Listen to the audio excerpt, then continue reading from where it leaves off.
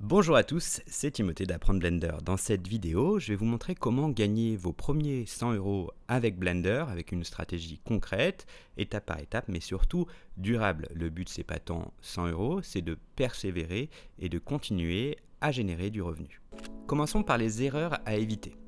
Le plus important, c'est de ne pas vouloir tout faire, parce que vouloir tout faire, c'est aussi aller nulle part. Ce que je vous invite à faire, c'est au contraire de vous spécialiser.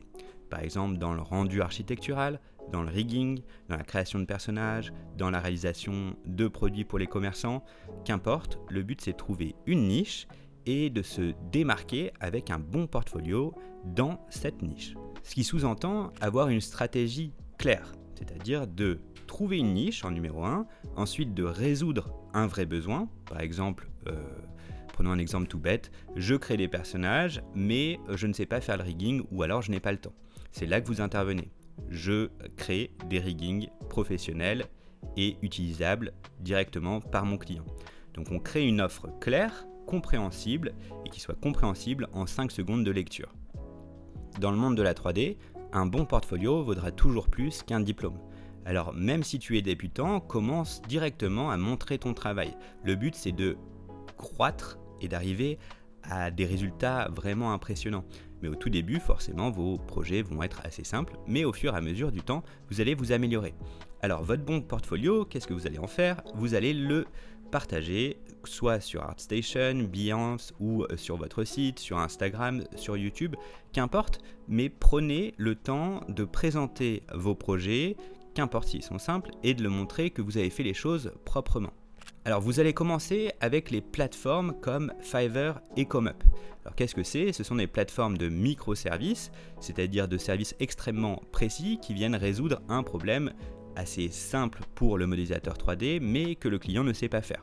Par exemple, la modélisation d'objets, le rendu d'archi ou des exports optimisés, par exemple de passer de SketchUp à Blender, de faire des bons exports optimisés, de faire du rigging. Vous allez commencer sur Fiverr. Vous n'allez pas avoir beaucoup de clients avec des gros budgets. En revanche, à coût de 20, 30, 50 € sur des services vraiment très simples, vous allez pouvoir vous faire des retours clients et surtout commencer à progresser.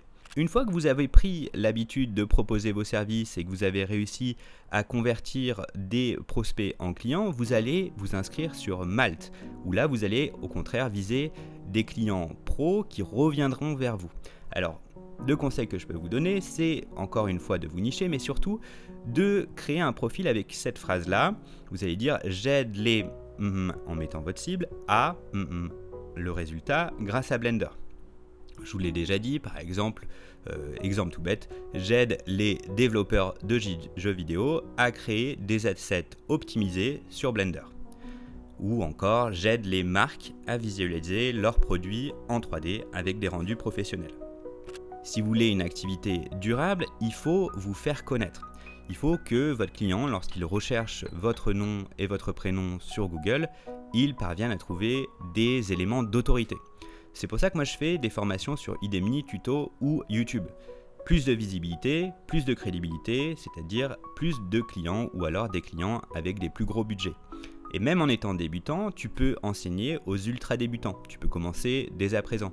Tu n'as pas besoin de faire des projets grandiloquents, tu peux très bien expliquer comment exporter tel fichier en tel fichier, ça prend quelques minutes, mais au fur et à mesure, vous allez vous créer une base de personnes qui connaissent votre travail et vous allez avoir une plus grande visibilité. Et tu peux d'ailleurs trouver des premiers clients grâce à ça. Moi, j'ai la chance d'avoir un site internet qui me rapporte automatiquement des clients puisque beaucoup de gens me suivent sur YouTube, beaucoup pour une niche comme Blender, mais en tout cas, je peux réussir à convertir ces visiteurs en clients. Bien entendu, il te faut un statut légal. Alors vu que tu ne vas pas commencer à faire des milliers d'euros dès le premier mois, je t'invite à créer un statut de micro-entrepreneur. C'est vraiment un statut qui est léger, qui est plutôt facile à mettre en place. Vraiment en 10 minutes, vous avez votre statut de micro-entrepreneur et vous allez pouvoir commencer à faire vos factures. Alors si vous commencez votre première activité en micro-entreprise, je vous invite à demander l'ACRE. Parce que l'ACRE, ça permet en fait une réduction des charges et vous allez avoir quelque chose comme 4% la première année, ce qui est absolument génial pour les débutants. Et avec le statut de micro-entreprise, vous allez pouvoir facturer et être crédible et monter en gamme. Le but, c'est vraiment d'être payé correctement et de créer une activité pérenne. J'en profite également pour vous donner quelques méthodes simples pour fixer vos prix. Alors il y a 3 méthodes. Soit vous faites un prix fixe par service, c'est le cas par exemple sur ComeUp ou encore sur Malte, vous trouvez un service de rigging, vous mettez le prix, il est définitif, vous mettez 300 € par exemple, 300 €, vous avez le rigging d'un personnage. Donc c'est un prix au service. Également, si vous avez des clients plus corporate, vous pouvez trouver un tarif horaire.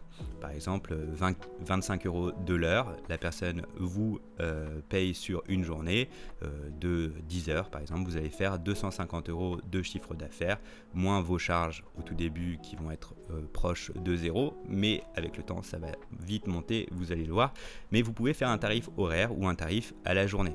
Quand j'ai commencé la modélisation 3D, j'étais très peu cher. J'ai commencé à 100 €, puis 150, puis 200, 250, 400, 500. Et après, pour des projets plus spécifiques, c'est monté encore plus haut. Mais 25 € au début en micro-entreprise, c'est tout à fait honorable. Enfin, la troisième méthode, c'est un prix basé sur la valeur pour le client. Si par exemple vous faites une publicité, la valeur perçue par le client est plus élevée et vous vous engagez sur un projet plus compliqué. Donc, quelle est la valeur client projetée sur le service que vous apportez? S'il y a un besoin qui est très fort, en fait, le prix va augmenter. Là où ça devient compliqué, c'est si le client ne voit pas la complexité ou la difficulté de réaliser son service et imagine que le prix est très peu cher alors qu'au contraire, c'est très élevé. Là, vous allez avoir du mal à trouver des clients. En tout cas, vous ne faites pas de travail gratuitement, même pour un petit travail, ça a de la valeur et je vous invite à prendre l'habitude de vous faire payer, c'est super important. Enfin, l'expérience client est capitale. Ce que vous vendez, c'est pas juste de la 3D. Je vais prendre mon exemple, je connais quand même un panel de logiciels 3D relativement bien. En revanche, je me situe pas dans l'excellence. C'est pas là où je me situe dans l'excellence. Je suis pas excellent techniquement, je suis bon. En revanche, là où je tire mon épingle du jeu, c'est que j'ai des clients qui me font confiance. Je suis professionnel, poli et réactif. Et à partir du moment où vous capitalisez sur l'expérience client, vos clients vont revenir vers vous. À la fin de votre service, votre client doit se dire « je veux retravailler avec lui ». Une fois que vous avez trouvé vos premiers clients, le bouche à oreille va faire le reste. Un bon client, par exemple, peut revenir 3, 4, 10 fois, même plusieurs années de suite. Et une fois que vous avez des bons clients comme ça, ils vont vous rapporter d'autres clients si vous faites du bon boulot et vous allez commencer à faire une vraie activité. Avec 100 €, vous n'allez pas faire grand-chose, mais à partir de 2-3 000 € de chiffre d'affaires, vous avez un salaire qui est tout à fait honorable et vous pouvez en vivre, progresser et toujours vous améliorer. Moi, j'ai commencé à vendre des projets en 3D, j'étais bon et avec le temps, je me suis vraiment amélioré. Je continue de me former au quotidien sur YouTube, sur les blogs, qu'importe, mais c'est avec le temps que je m'améliore et avec ça, j'augmente également mes capacités, donc mes revenus.